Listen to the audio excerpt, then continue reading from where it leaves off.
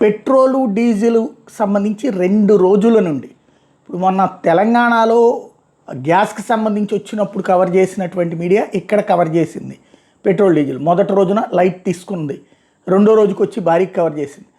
Petrol డీజిల్కి సంబంధించి ఒక పక్కన నిల్వలు పర్ఫెక్ట్గా ఉన్నాయి అని అధికార యంత్రాంగం చెప్తుంది, మంత్రి గారు చెప్తున్నారు ఎక్కడి నుంచినో, జర్మనీ నుంచినో ఎక్కడి నుంచినో. కానీ ఇక్కడ బారులు తీరేసి డీజిల్ అయితే దొరకట్లేదు, పెట్రోల్ అయితే దొరకట్లేదు, కానీ అంతా బాగుందని చెప్పుకొచ్చారు. ఇప్పుడు ఎట్టకేలకు అంగీకరించారు.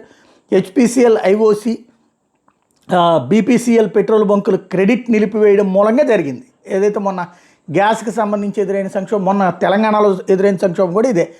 మామూలుగా అప్పు ఇస్తారు, ఆ అప్పు తీరిస్తేనే ఇస్తామని చెప్పడం, అదే టైంలో ప్యానిక్ బయింగ్ విపరీతంగా కొనేటప్పటికి విపరీతంగా వాళ్ళకు కూడా కొనాల్సి వస్తుంది. కొనాల్సి వచ్చినప్పుడు అప్పు అయితే ఇవ్వమంటున్నారు. దానివలన ఎదురైనటువంటిది. చంద్రబాబు సమక్షంలో సమీక్షలోనే దీన్ని అధికారులు అంగీకరించారు. ఇప్పుడు పర్టికులర్గా 3 రోజుల నుండి పెట్రోల్ డీజిల్ కొరత ఉన్నా పట్టించుకోకపోవడం ఏంటి అన్నటువంటి పాయింట్ ఇక్కడ ప్రధానమైంది. నయారా, రిలయన్స్, జియో బంకులకి సరఫరా నిలిచిపోయింది. శనివారం 34%, ఆదివారం 22%. పెట్రోల్ డీజిల్ డిమాండ్ పెరిగిపోయింది. ఎప్పుడైతే ఇది తగ్గిపోయింది, విజయవాడ నుండి తిరుపతి దాకా హైవేల్లో కూడా పెట్రోల్ బంకులు మూతపడ్డాయి. వ్యవసాయ కోత యంత్రాలు, ఆక్వా రంగాలకైతే తీవ్రంగా డీజిల్ కొరత ఏర్పడింది. వాళ్ళేమో బంకుల దగ్గరికి ఈ డబ్బాలు తీసుకుని వస్తారు, వాళ్ళని ఎలవ్ చేయకపోయేటప్పటికి ఇంకొంచెం సమస్య పెరిగిపోయింది.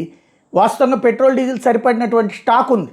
సమస్యల్లో ఏంటంటే ఈ సందర్భాన్నే వాడుకుని వెధవేషాలు వేస్తున్నటువంటి పెట్రోల్ కంపెనీలు, దాన్ని కంట్రోల్ చేయలేకపోతున్నటువంటి కేంద్ర రాష్ట్ర ప్రభుత్వాలు పర్యవసానాలు ఎలా ఉన్నాయి?